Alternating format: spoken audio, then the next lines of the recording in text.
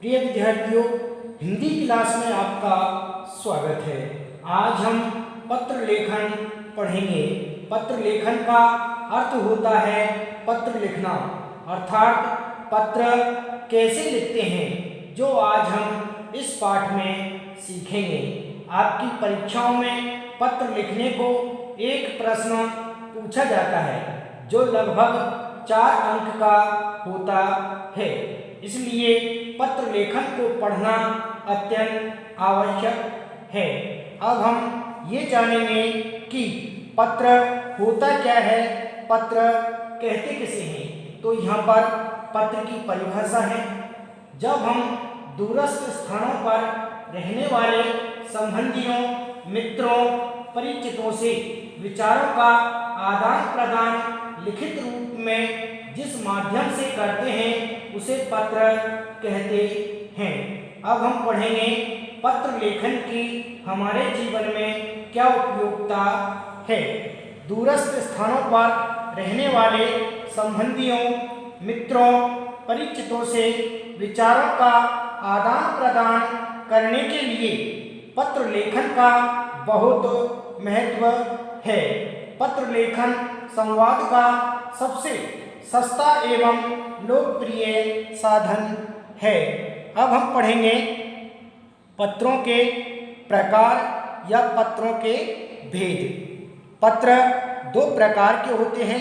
पहला है औपचारिक पत्र, दूसरा है अनौपचारिक पत्र। सबसे पहले हम पढ़ेंगे औपचारिक पत्र और ये जानेंगे कि औपचारिक पत्र कहते किसे हैं, औपचारिक पत्र होता क्या है।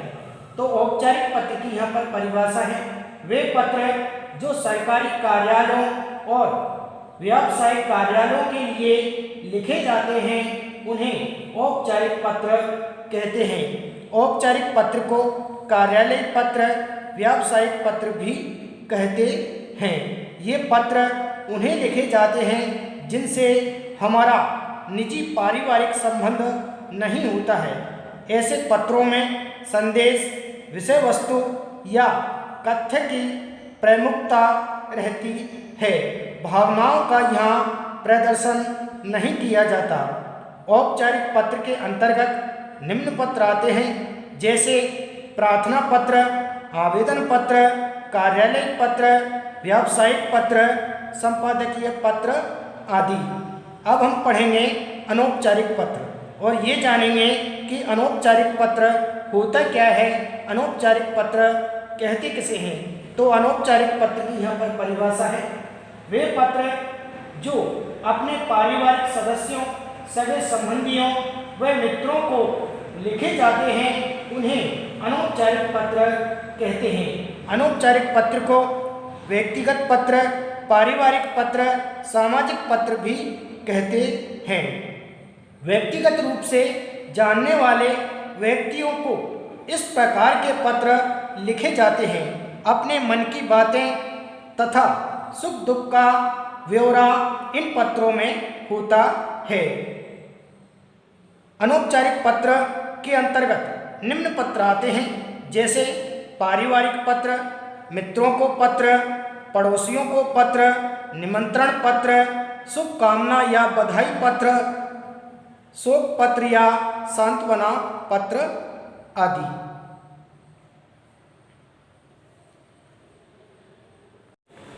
अब हम पढ़ेंगे पत्र लिखते समय ध्यान रखने योग्य बातें। पत्र लिखते समय हमें निम्न बातों का ध्यान रखना चाहिए, जैसे पहला है पत्र की भाषा सरल, सुबोध और स्पष्ट होनी चाहिए।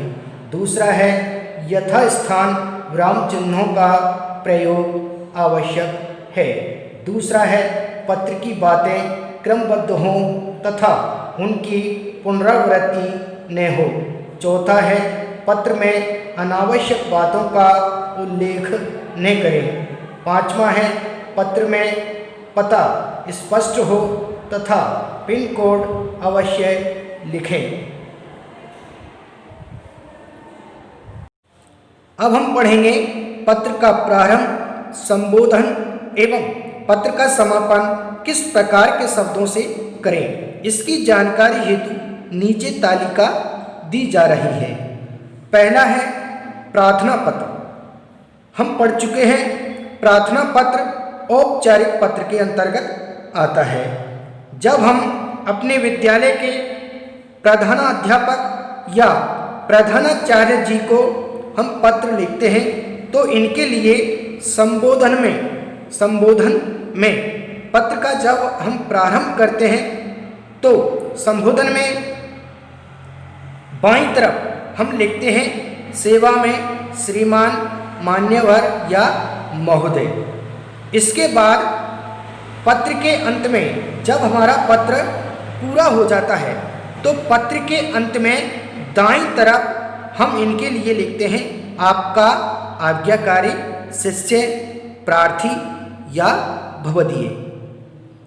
छात्र होता है तो आपका आज्ञाकारी शिष्य लिख देते हैं। जब स्कूल से हटके होता है तो हम पत्र के अंत में लिखते हैं प्रार्थी या भवदीय।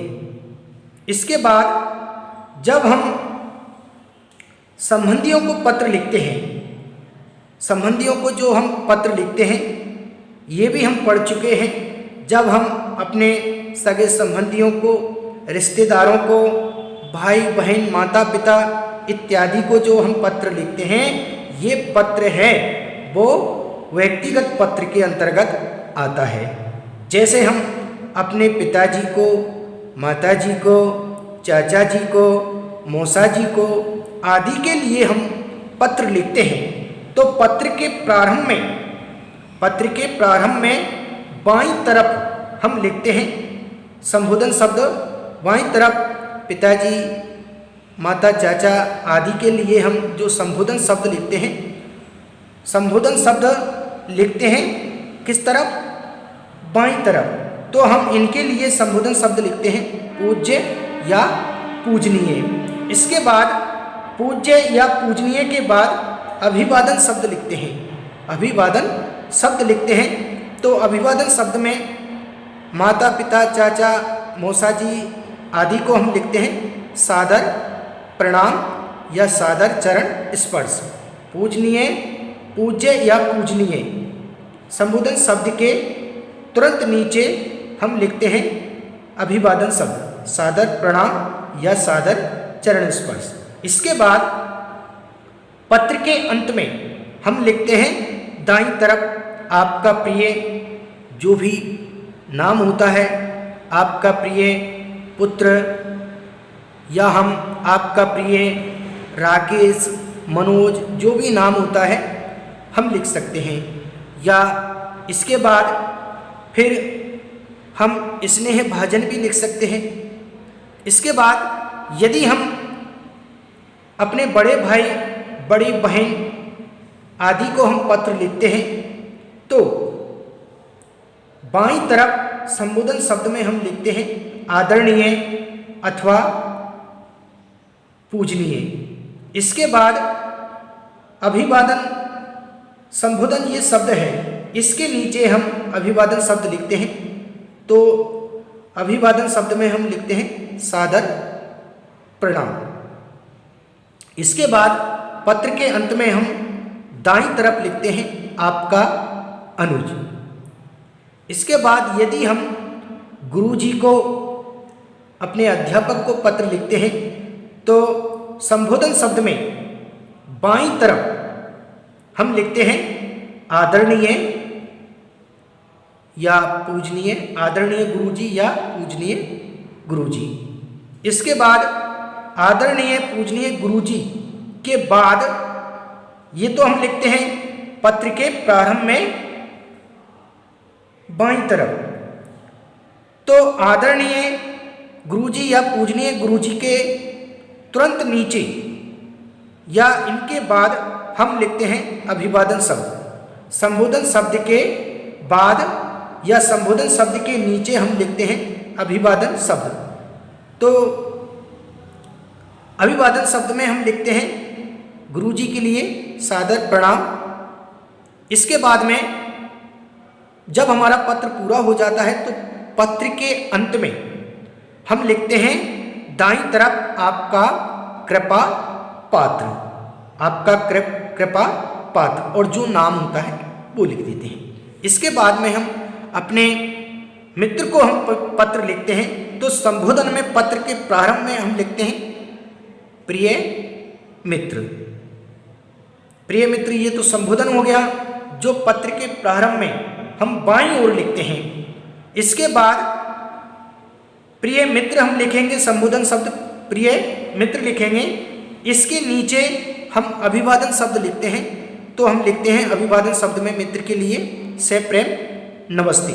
इसके बाद में पत्र के अंत में जब हमारा पत्र पूरा हो जाता है, तो पत्र के अंत में दाईं तरफ हम लिखते हैं आपका प्रिय मित्र राकेश, मनोज, जो भी नाम होता है। इसके बाद यदि हम अपने छोटे भाई छोटी बहन को पत्र लिखते हैं, तो हम लिखते हैं संबोधन शब्द, पत्र के प्रारंभ में संबोधन जो शब्द लिखते हैं बाईं तरफ, तो हम लिखते हैं प्रिय मनोज, राकेश, गीता, जो भी नाम होता है प्रिय लगा के हम लिखते हैं। इसके बाद में ये संबोधन शब्द है जो हम छोटे भाई या छोटी बहन को लिखते हैं, संबोधन शब्द प्रिय, जो नाम होता है प्रिय राकेश। इसके तुरंत बाद हम लिखते हैं अभिवादन शब्द, तो अभिवादन शब्द में छोटे भाई छोटी बहन के लिए हम लिखते हैं प्रसन्न रहो। इसके बाद में पत्र के अंत में दाईं तरफ हम लिखते हैं आपका अग्रज। इसके बाद में यदि तीसरा पत्र है व्यावसायिक पत्र, ये भी हम पढ़ चुके हैं, प्रार्थना पत्र और व्यावसायिक पत्र। ये दोनों जो पत्र हैं वो औपचारिक पत्र के अंतर्गत आते हैं।